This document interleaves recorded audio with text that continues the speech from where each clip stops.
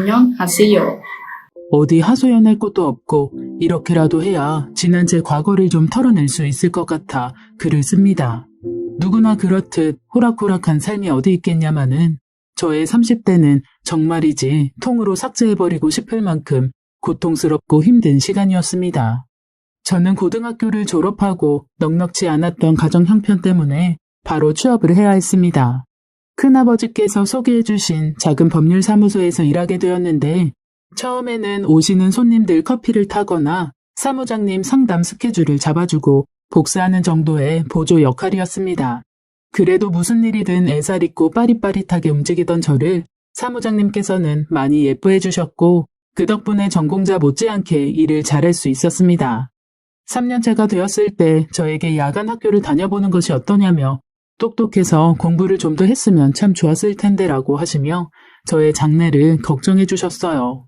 하지만 저는 제 월급의 거의 모든 부분을 집에 보태고 있었기에 나를 위해 돈을 쓴다는 것은 상상도 못할 일이었습니다.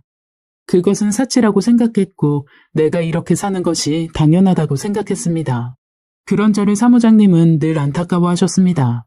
한창 꾸밀 나이에 다른 또래 친구들은 어디 화장품이 좋니 이것 써봤니 저것 써봤니 하며 보는 것만으로도 싱그러운 20대인데 저는 늘 민낯에 안경을 쓰고 편하다는 이유로 매일 운동화 차림을 하고 다녔거든요. 제가 그렇게 된 것은 고등학교 2학년 때 덤프트럭을 운전하던 아버지께서 갑작스러운 교통사고로 두 다리를 잃게 되는 일이 생기면서였어요. 그 사고로 저희 집은 말 그대로 엉망진창이 되었습니다. 아버지께서는 그 충격으로 늘 술에 의존하며 사셨습니다. 어머니께서는 그런 아버지를 대신하여 생활 전선에 뛰어드셨지만 일을 해본 적이 없는 50대 여자가 할 수 있는 일은 많지 않았어요. 오전에는 주민센터에 소일거리를 하셨고 오후에는 아파트 계단 청소를 하셨죠. 그것도 모자라서 집에서는 나사 쪼우는 간의 수공업까지 하셨습니다. 그렇게 제가 고3이 되던 여름방학 때 아버지께서는 급성 간암으로 병원에서 손 한번 못 대어보고 하늘나라로 떠나셨어요. 암보험 하나 든 것 없어 남은 가족들은 아무런 보상도 받지 못했고 오히려 아버지로부터 생긴 빚을 상속받지 않겠다는 신고를 해야 했죠. 그런 환경 속에서 고3을 보내며 제 머릿속에는 온통 빨리 취업해서 돈을 벌어야 한다는 생각밖에 없었습니다. 내 인생을 사는 것이 아니라 우리 가족의 인생을 등에 업고 사는 것 같았지만 나의 운명이겠지 하며 그렇게 살았어요. 다른 인생도 별반 다르지 않을 것이라 위로하며 그렇게 하루하루 살아갔죠. 그래도 바로 취업한 곳에서 너무 감사하게 좋은 분들과 함께 일하며 저는 돈을 벌 수 있다는 기쁨과 어머니와 여동생을 지킬 수 있다는 희망에 하루하루 즐겁게 일했던 것 같습니다. 특히 사무장님은 저의 가정 형편을 다 아시는 분이라 더더욱 저에게 많은 신경을 써주셨어요. 그렇게 10년을 한 회사에서 일하며 저는 제법 승진이라는 것도 하고 야간대학도 졸업했죠. 막 여유롭지는 않았지만 여동생도 취업하여 우리 세 식구 사는데 불편함은 없었습니다. 저희 자매는 일찍이 남편을 잃고 혼자 모진고생 다하며 살아오신 어머니에 대한 애정이 각별하여 늘 셋이서 함께하며 남들이 세 자매냐고 할 만큼 행복하게 지냈어요.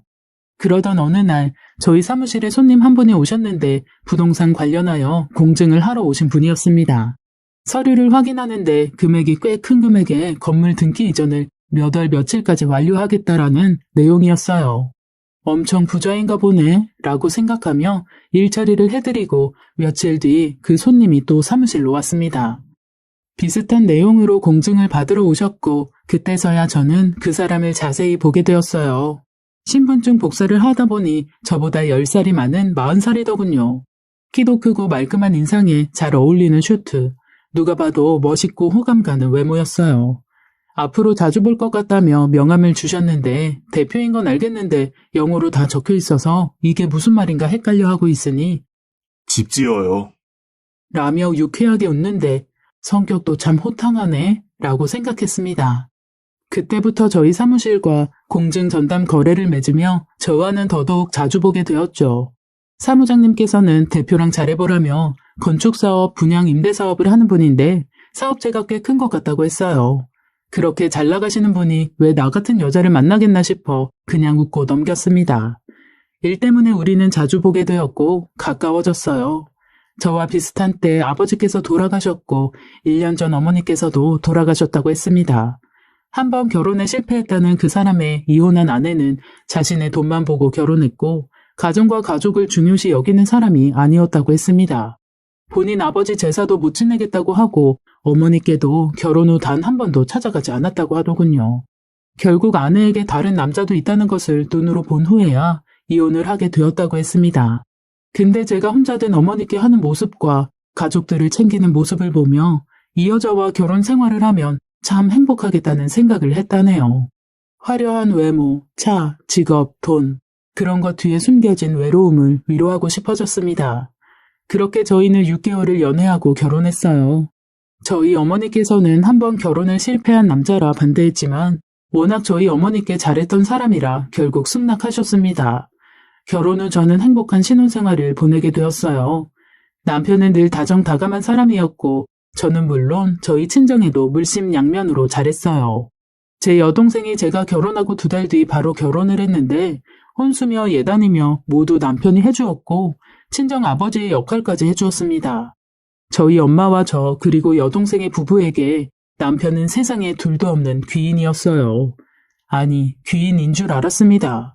남편과 결혼하고 남편은 그동안 쉬지 않고 일만 했던 제가 이제는 좀 편하게 지냈으면 좋겠다며 일을 그만두는 것이 어떻겠냐고 했어요. 저도 그런 휴식이 필요했던 걸까요? 남편의 달콤한 제안에 저는 20살 이후 처음으로 일을 그만두게 되었어요. 결혼 후 1년이 지날 때쯤 남편은 사업을 확장한다며 바쁜 날들을 보냈습니다. 새벽에 들어오는 날들이 많았고 강원도와 제주도에 건설 사업을 시작하면서 집에 못 들어오는 날들도 많았어요. 그래도 남편은 한결같이 다정했고 집에 오면 최선을 다했죠. 저는 오히려 바쁜 남편을 더욱 잘 내조하기 위해 애썼습니다. 집에 오면 바로 쉴 수 있도록 배려했고 반찬도 더욱 신경 써서 차려주었죠. 그러던 어느 날 남편의 사업이 확장되면서 새로운 사업자를 내야 하는데 세금 때문에 본인의 명의로는 할 수 없다며 한숨을 내쉬더라고요. 저는 뭐라도 도움이 되고 싶어 선뜻 제 명의를 빌려준다고 했고 저는 등기상의 대표가 되었습니다. 그 후로 남편은 서류상의 일들을 제게 맡겼어요. 제가 등기상 대표이다 보니 개인 서류와 신분증 등이 필요한 일들이 많았습니다.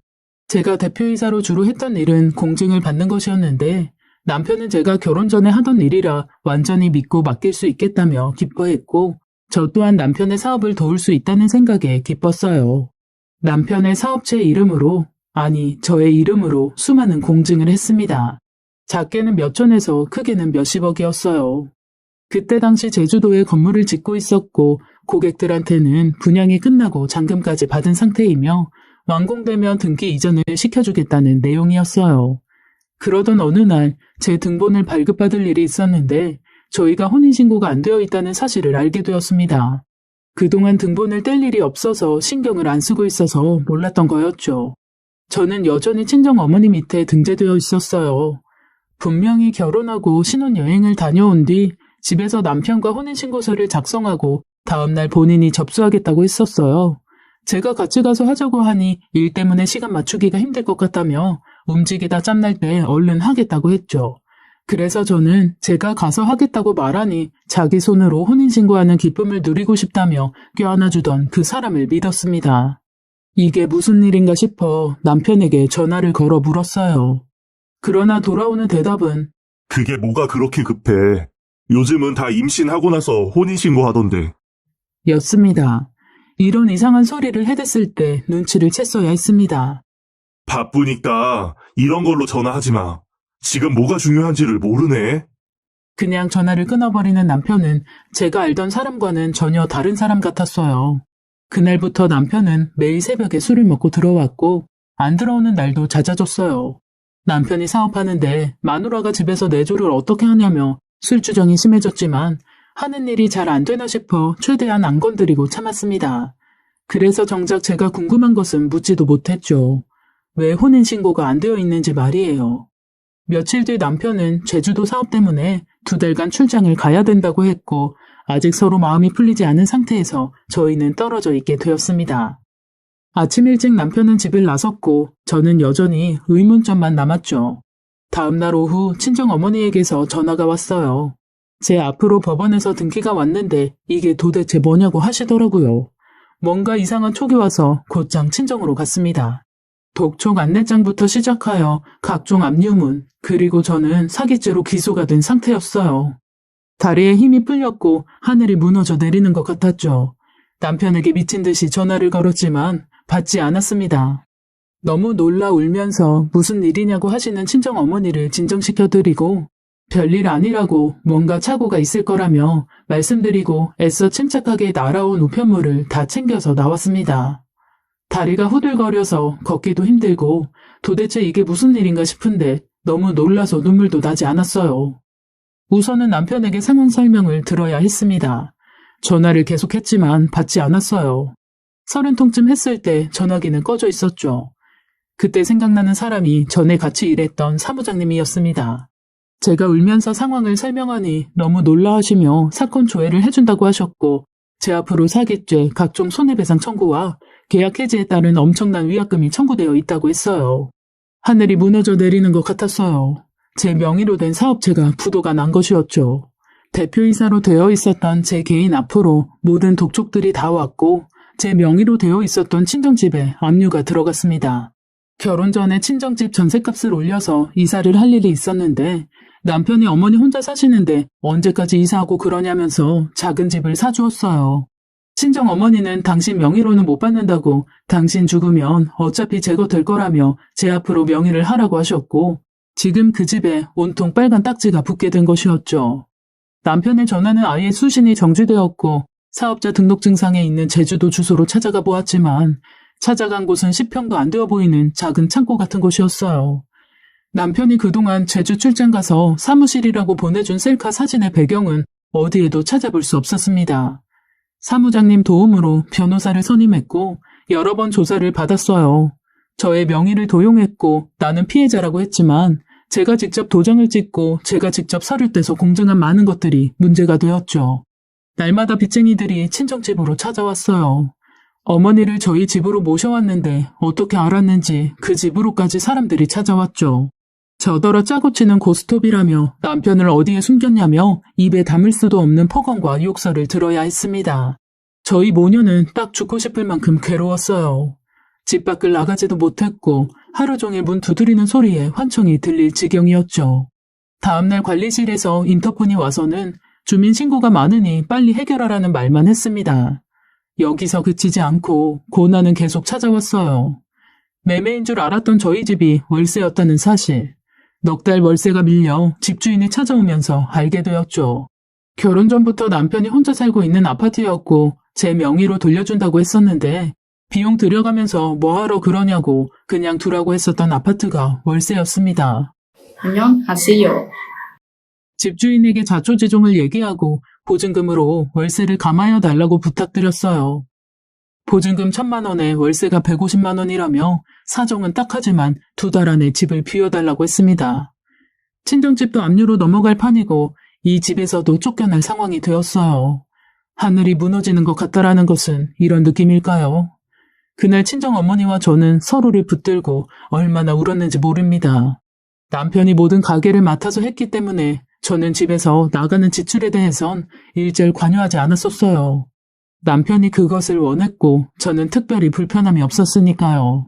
한 달에 일정 금액 생활비를 받아서 식비와 생필품비를 쓰고 제 보험비, 휴대폰비를 내고 남는 걸로 돈을 모으기도 하고 친정어머니 용돈을 드리기도 했습니다. 저는 왜 남편이 지출을 맡아서 했는지 그제야 알게 되었어요. 모든 것이 거짓말이었죠. 연락이라도 되면 묻고 따지고 싶은데 연락조차 되지 않으니 정말 화병이 날 것 같았어요. 언제부터였을까요? 언제부터 이 남자는 거짓이었을까요?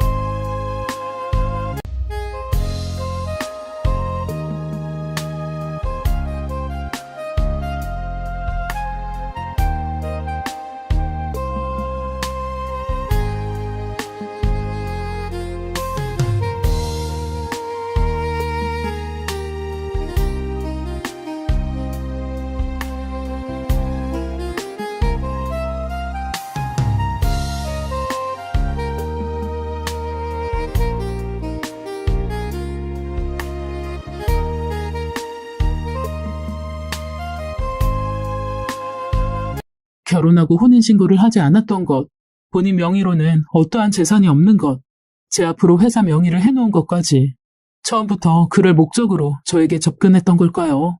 짧은 연애 기간, 결혼 생활 약 2년 동안 저와 저희 친정이 해준 것들이 다 이것 때문이었을까요? 왜 하필 저였을까요? 결국 저는 파산이라는 것을 하게 되었고 그것을 진행하는 2년 동안 빚쟁이들한테 괴롭힘을 당해야 했어요. 파산을 하는데도 금액이 너무 커서 일부 채무자들과는 개인 합의를 해야 했고 변호사를 선임하여 이것저것 막느라 드는 비용도 상당했습니다. 여동생 부부가 도와주어서 겨우 진행했고 저는 여전히 연락조차 되지 않는 사기꾼을 고소하게 되었죠. 고소하면서 알게 된 사실은 이런 사기 전적이 있다는 사실과 그 액수가 어마어마하다는 것이었어요. 정말 치가 떨렸습니다. 그래도 저는 신랄 같은 희망 같은 것을 붙잡고 있었나 봐요. 뭔가 잘못됐을 거예요. 그 사람한테 무슨 일이 생긴 것이 분명해요. 혹시 무슨 사고가 나서 죽은 것은 아닐까요? 나한테 이럴 리가 없어요. 진심이 아니었다면 결혼할 때 그리고 결혼 후에도 저와 친정집에 그렇게 많은 돈을 해줄 수 있었겠어요? 경찰관이 말했습니다. 아이고, 김현주 씨. 그 인간한테 그 돈은 껌값이에요. 그 인간이 사기쳐서 번 돈이 얼마인 줄이나 아세요? 진짜 망치로 머리를 맞은 기분이었어요. 그 인간이 제 명의로 받아 챙긴 돈만 몇십억이었고 경찰 말로는 그 전에 두 건의 사건도 저처럼 다 결혼을 빙자로 하여 사기를 쳤다고 합니다. 제가 세 번째 피해자라는데 웃음밖에 안 나오더군요. 저 포함 3명이 사기로 신고했기 때문에 바로 수배령이 내려지고 잡히면 바로 형 집행이라고 했습니다. 더욱 소름 끼쳤던 것은 두 번째 사기 피해자의 시점이 저랑 비슷하다는 것이었어요. 제주도 사업 때문에 바쁘다고 했던 그 시점에 늦은 귀가 시간과 잦은 외박이 모두 두 집 살림을 살아야 했기 때문이었습니다. 제가 다니던 회사 일을 그만두게 한 이유도 제 명의를 사업자 명의로 쓰기 위한 작전이었어요. 지금까지 일하느라 고생했는데 좀 쉬어라는 달콤한 말들은 다 거짓말이었습니다. 처음부터 모두 계획된 것이었죠. 그날 경찰서 바닥에 주저앉아 얼마나 울었는지 모릅니다. 그 인간에 대해 아는 것이 아무것도 없어서 억울했고 제가 어떻게 그런 사기를 당했나 싶어 제 자신을 원망했어요. 부모도 없고 형제 하나 없는 사람이라 어디 가서 그 남자에 대해 물어볼 것도 없다며 제가 엉엉 소리내어 오니 담당 형사가 한숨을 쉬며 말하더군요. 그 인간이 버젓이 살아있는 부모도 죽이던가요? 정말 이런 게 사기더군요. 실오라기 같은 그 인간에 대한 희망도 사라지는 순간이었습니다. 정말 지옥까지라도 쫓아가서 끝장을 내고 싶은 심정이었어요. 경찰서에서 나와 그 사람의 부모라는 사람 집으로 찾아갔습니다. 그 인간 등본상 주소지라 쉽게 찾을 수가 있었어요. 이 동네에서 알아주는 고급 아파트였고 지금까지 사기쳐서 이렇게 살았나 싶더라고요. 당신 아들이 어떤 짓을 해서 번 돈인지 알고나 있느냐고 따지고 싶었습니다. 인터폰 호출을 했더니 그 사람 어머니로 추정되는 사람이 받더군요. 누구세요? 저 강도남 씨 와이프 되는 사람인데요. 상대편에서는 대답이 없었습니다. 문도 열리지 않았어요. 그때 마침 한 꼬마가 공동 현관문에서 나오는 바람에 문이 열렸고 저는 그 틈에 안으로 들어갔습니다. 위로 올라가서 벨을 눌렀지만 아무런 기척이 없었기에 문을 두드렸어요. 저기요, 문 여세요. 강도남 씨 어머니 되시죠? 문 열어보세요. 지금 당신 아들이 무슨 짓을 했는지는 아세요? 눈물이 계속 나왔습니다. 저는 털썩 주저앉아 엉엉 울었어요. 저에겐 아버지의 죽음이 너무나 슬픈 일이었는데 그 사람은 그걸 이용해서 저와 비슷한 시기에 본인도 아버지가 돌아가셨다고 거짓말을 했고 어머니도 돌아가셨다고 했습니다. 그 말 때문에 저는 그 남자가 처음으로 인간적으로 보였고 모성애 같은 마음에 흔들렸었죠. 그런데 모든 것이 거짓이었어요. 너무나 억울했습니다. 저는 계속 문을 두드리며 문 열어! 라고 소리를 질렀어요. 잠시 뒤 경비실 아저씨가 올라왔고 저한테 여기서 이러면 안 된다며 저를 끌어내려고 했습니다. 악마 같은 당신 아들, 내가 정말 가만 안 둘 거야. 당신들도 똑같아. 남의 인생 다 망쳐놓고 지금 숨으면 다야? 저는 악을 쓰며 소리를 질렀어요. 그때 현관문이 열리고 그 인간의 어머니가 나왔습니다. 어느 누가 봐도 화려한 외모의 그 여자는 저를 한심스럽게 쳐다보며 말하더군요. 이봐요 아가씨, 어디서 뺨 맞고 와서 여기서 난리야. 그러게 누가 멍청하게 당하래? 사기당한 게 자랑이야. 멀쩡한 허우대에 돈 많아 보이니까 본인이 좋아서 홀라당 넘어가 놓고는 왜 이제 와서 신세 한탄이야? 머리를 좀 쓰면서 살아. 아무튼 한 번만 더 찾아오면 경찰에 신고할 테니까 그렇게 알아. 그렇게 문을 쾅 닫고 들어갔어요. 저는 한마디도 못했습니다. 묻고 싶은 것도 못 묻고 사과 한마디 못 들었어요. 억울해 미칠 것 같았죠. 가슴이 답답해 미칠 것 같았어요. 그렇게 제가 살아가는지 죽어가는지도 모를 하루하루를 살던 어느 날 경찰서에서 연락이 왔습니다. 그 인간이 잡혔다며 대질 조사를 해야 하니 나오라고 하더라고요. 그때를 생각하면 아직도 손이 벌벌 떨립니다. 도저히 저 혼자 그 인간 얼굴 볼 자신이 없어서 제부와 함께 갔어요. 그런데 조사실에서 함께 들어갈 수가 없어서 저 혼자 들어갔는데 그 인간 얼굴을 보는 순간 다리에 힘이 풀려서 털썩 주저앉았네요. 그냥 하염없이 눈물만 나왔어요. 그 인간을 만났을 때를 상상하며 온갖 잔인한 말들과 나한테 도대체 왜 그랬냐고 따져 묻고 싶었던 말들이 너무도 많았는데 아무 말도 할 수가 없었습니다. 마음속으로 수도 없이 그 인간을 때리고 끝장을 내주겠다고 다짐했는데 말이죠. 여러 가지 대질 신문이 이어졌어요. 남편은 제가 원해서 대표가 되었고 모든 돈거래도 제 통장으로 한 거라고 본인은 그 돈을 만진 적도 없다며 발뺌을 하더군요. 그때 당시 제 통장으로 들어온 부동산 잔금은 공사 대금과 세금을 내야 한다며 직접 현금으로 주는 것이 이 바닥 관리라며 늘 저에게 현금으로 찾아오라고 했었습니다. 그 인간은 끝까지 제 얼굴은 쳐다보지도 않은 채 태연하게 거짓말을 했습니다. 어차피 저에게 현금 찾아오라는 것에 대한 카톡 내용이 다 있었고 이미 다 증거 자료로 제출한 부분이었지만 저는 대꾸할 기력도 없고 그 인간 얼굴을 보고 있으니 토가 나올 것 같아서 자리를 피했어요. 그리고 오늘 신문이 어려울 것 같다며 변호사를 통해서 다시 하겠다고 했습니다. 그렇게 해도 된다고 해서 자리에서 일어나는데 저는 핑 돌며 정신을 잃고 쓰러졌습니다. 주변의 소리는 들리는데 몸이 움직이질 않았어요. 쇼하고 있네. 라는 악마의 소리가 들렸고 제부가 뛰어들어와 욕을 하며 몸싸움하는 소리가 들렸어요. 얼마나 지났을까 정신을 차리고 보니 경찰서 휴게실이었고 조사관인지 경찰인지 담당하시는 분이 저를 마중해 주시면서 사기죄는 양쪽 대질 신문이 이루어져야 하는 부분이 있어서 그렇다고 견디기 힘들겠지만 조금만 더 힘을 내라고 했습니다. 제부 차를 타고 집으로 가는데 제부는 그 인간은 정말 사람도 아니라면서 아까 상황을 이야기해 주었어요. 제가 쓰러지고 놀란 제부가 들어와서 그 인간 멱살을 잡고 주먹을 날렸는데 그 인간이 하는 말이 내가 너네 결혼할 때 쓴 돈이 얼만 줄 알아? 나 아니었으면 결혼도 못했을 것들이 네가 감히 나를 쳐? 적반하장도 유분수지 도리어 자기가 화를 내더랍니다. 저는 며칠을 알아두었어요. 환청이 들리고 지독한 불면증에 시달려야 했죠. 병원에 가니 심각한 공황장애라고 했고 친정엄마는 매일 눈물로 제 옆을 지키셨습니다. 하는 수 없이 심신미약으로 대질신문이 어렵다고 판단해 변호사를 통해야 했어요. 당연한 얘기지만 저는 승소를 했죠. 몇십억을 해먹고 3명의 여자에게 지울 수 없는 상처를 준 그 인간은 겨우 징역 3년을 받았습니다. 저는 저와 같은 피해를 당한 2명의 여자분들과 3년 뒤 출소하면 또다시 고소할 내용들이 있어 준비 중입니다. 안녕하세요.